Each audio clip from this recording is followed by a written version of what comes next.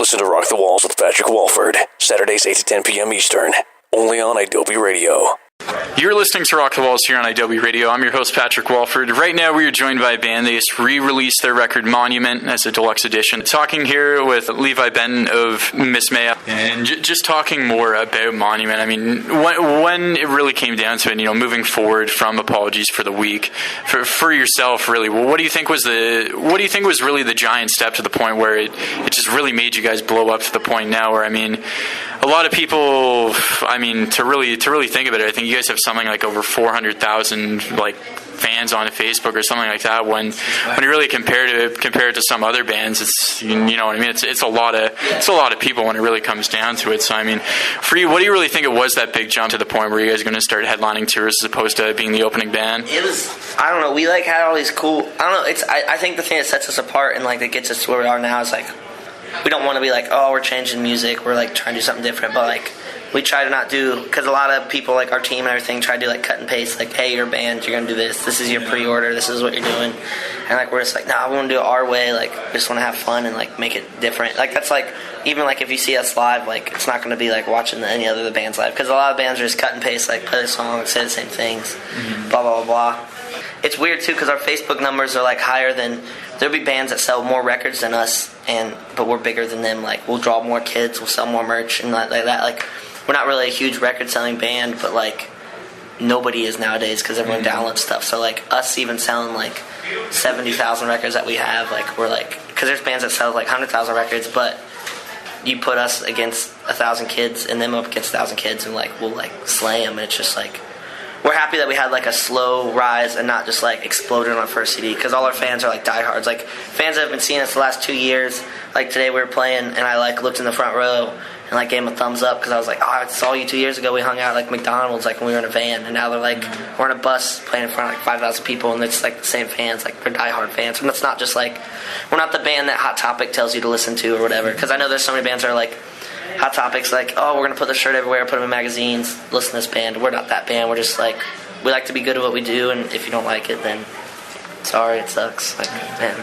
It just seems like some of the rise bands, the person that they turn to when they go into the studio is Joey Sturgis. Well, some of the bands you guys are touring with, We Came as Romans, Of Mice and Men coming up, stuff like that, they're all turning towards Joey. What do you really think it is about Joey that keeps bands coming back, and is somebody who everyone turns to type deal to record all their albums? I think he's definitely a good starter to go to.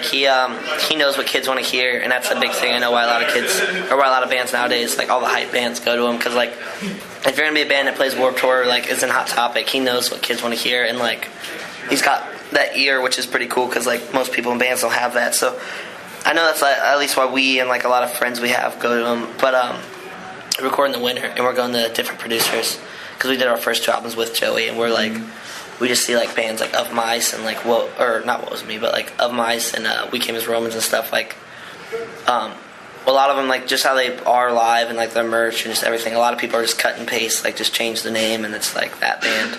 And that's why we're, we're really, I'm hoping it works out, but we're, trying to go out of our way and do, we're working with some new producers for the new album. And I just feel Joey, I love Joey to death. He's made us who we are now, and, he helped us so much. But, I think that's, a big risk, or, a big step we're going to take for our new CD is, not be that cut and paste Rise band or Equal Vision band that goes to Joey, and just go our own route and go what we think is going to be good and what we would like to hear, and hopefully kids like it too, because it's actually cool. The kids are liking our re-release songs more than everything else we've released, and which is pretty crazy, because that was with no producer, that was without Joey touching them or without anybody touching them. That was us straight from the jam room to recording it. Nobody affected it, and kids like that more. So we're if we got a new producer that doesn't really touch our songs that much and just add some crazy stuff, would be pretty cool.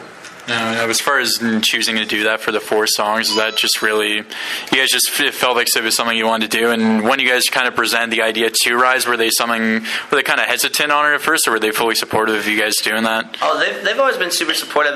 We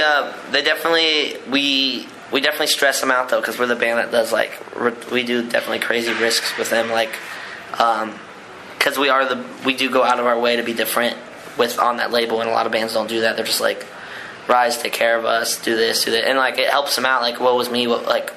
of mice, like they probably don't hit them up and be like, hey, I want to do something different. They just let Rise take care of everything, which is cool, but like we just could never be like that. So we do definitely stress them out, and we hit them up. We're like, hey, yeah, we want to do re-release, but we're doing more songs. And they're like, that's what you guys want to do? Or like when we did our new CD, they're like, okay, you guys going to Joey in the winter? We're like, no, actually we're going to go to this guy. And they're like, are you sure? And I was like, yep, we're doing it. So, but it's cool because kids definitely recognize that we try to do something different, that we're different. So I'm hoping, I don't know, it's definitely shows that we go out of our way and stress people out and do like different weird stuff. So, and it's fun for us too, because it's like we know our fans are diehard enough and like supportive enough that like if it is a bad decision, like we can make it out of it, and they'll be there with us still. So definitely, for sure. And just with that, and going into that third album, what do you really think fans can expect? I mean, what's the idea process and what you guys have just been writing right now? What do you think fans can really expect from it? Man, I don't know. We just started pre-producing it on Warped Tour. We started recording it, and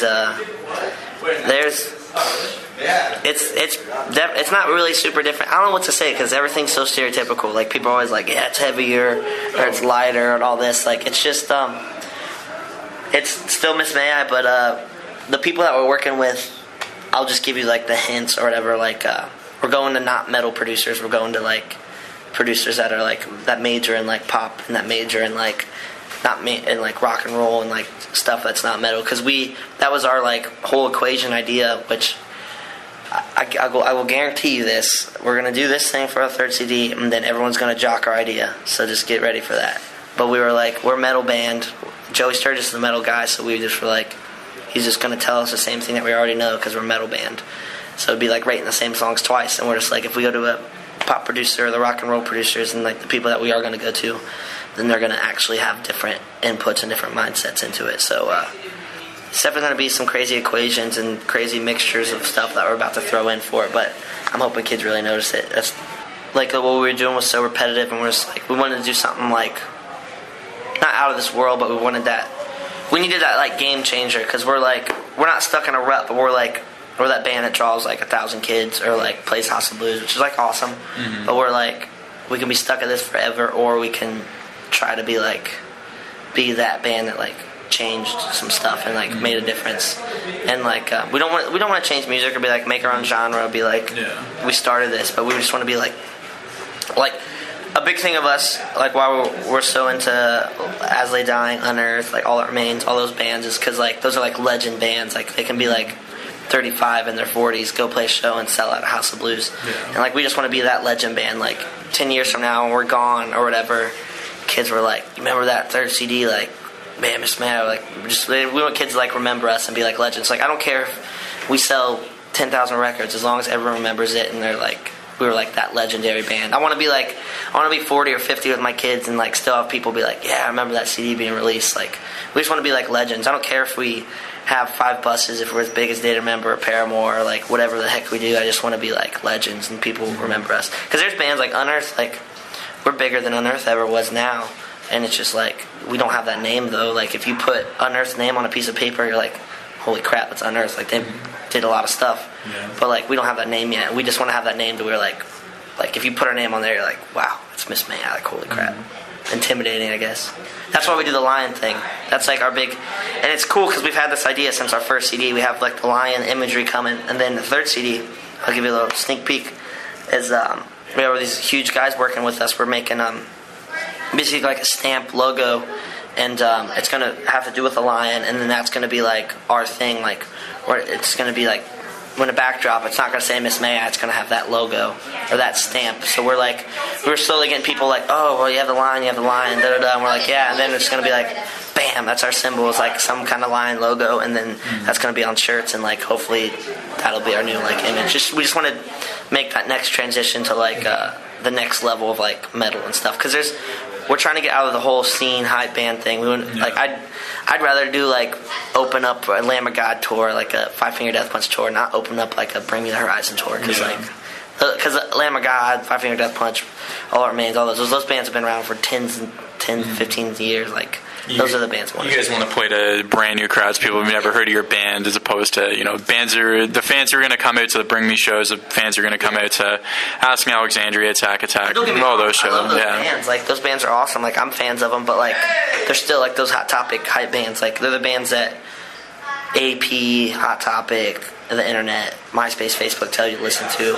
And we want to be the band that you listen to because you're like, man, I like this CD, not because, like, all your friends listen to it or whatever. Like, I don't ever want to be that band that's like, oh, it's lame to wear that shirt, because I know, like, we got to that point for a little bit and we just, like, because we got, like, so big or, like, so much in the scene that it was like, man, you're gay, you're wearing a Miss May shirt, because, like, that's how I am now. I see a kid in, like, a Prada shirt, asking shirt, and it's just like, this kid's like, that's gay, da-da-da, and I'm just like, that's cool because you're that big, but I don't want to be like that. Like, we're trying to get to the next rank, because I see someone in like a As They Dying shirt, like all our main shirt, they're like proud, and like I'm like, man, it's cool, like it's just a normal dude. So we just want to get to that whole realm. Yeah. But it's a huge transition because we're all 20, we're all young, we all have like the scene, like kids all over us, so it's hard to be like step over to the mature like metal dudes, but we're trying. Like, we were just having a conversation in our bus about like bands that were selling more, like, just merchant sales and stuff, and we're like, well, they have this shirt, and we're like, we got out of the whole, like, colorful, crazy monster thing, just because we're like, we want kids to be, like, not proud, but, like, want to wear our shirts, and, like, we know a lot of that monster stuff, you buy it because you're in the moment, but tomorrow you're going to be like, why the hell did I buy this? I don't want to wear it. And that's why we're like, we don't want to do that. We want to just be like, we basically just want to be proud of, like, what we do. We don't try to put, like, we have cuss words on some of our shirts, but, like, I don't want my mom or, like, my girlfriend or, like, my family to come out and be like, yeah, this is what I do, and I'm not proud of it. Because every time I go out and play or, like, jam to a song that we're playing, it's, like, because I'm proud, like, we wrote the song. So, like, we just want to be proud of what we do and not have, like, someone telling us what to do. Well, thanks a lot for joining me on the show today. Something I like to do with the bands I interview on Rock the Walls is I get them to choose a song from their catalog and the song that they want to hear by any band, any artist, any genre. So if you want to pick a Miss May song and a song by any other band, go for it. Okay, another Miss May song. Our Kings, jam that. And